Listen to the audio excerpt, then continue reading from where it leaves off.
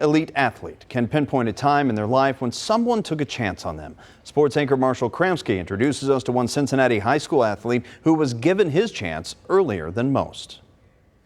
A summer dream of gold in Paris. But even beyond that, in LA, I think it's 2028. According to Mathias Krodel's coach. Mathias is one of the fastest athletes in the country. But to have a chance at greatness. If everybody has just one person behind them, then they can be a success in this world.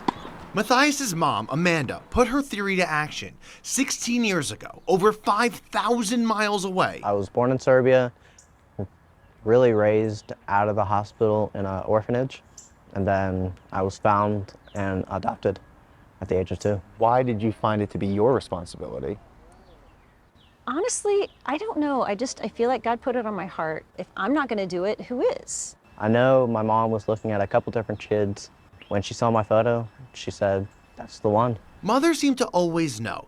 A photo of a little boy in an orphanage across the world became her little boy. As soon as he came out, he was just a kid. And I was just a happy mom. After some time acclimating to each other in Serbia, Mom brought her son back to Cincinnati. What was your first memory you have of realizing that your body is different? When I went to school, preschool. Some kids made fun of him, and all of a sudden he realized, okay, I'm a little different. Realization of just knowing that I look different and not knowing anyone else who actually looks different. It's like, it was hard. Mathias was born without legs. If he hadn't been adopted by age 3, he would have been institutionalized. He wouldn't have gotten an education. He just wouldn't have had opportunities. Opportunity does not make the path easy. All these kids were at a different height. They literally looked down on me. People would come up and look at him with pity or, what happened to your legs or where are your legs? Those kids saw that, oh, he's a real person. He can actually do a lot more than we realized. And all of a sudden, he wasn't the kid who couldn't do something. He was the kid who could do something they couldn't do. A childhood that built a mentality. But every time you really want something, you gotta go and really grab it. Mathias grabbed wheelchair tennis, only playing the sport for 3 years. Come on, pick it up. He's already one of the top-ranked players in the nation. I would tell people he is the most disabled kid I've ever seen. Let's take that out of the equation.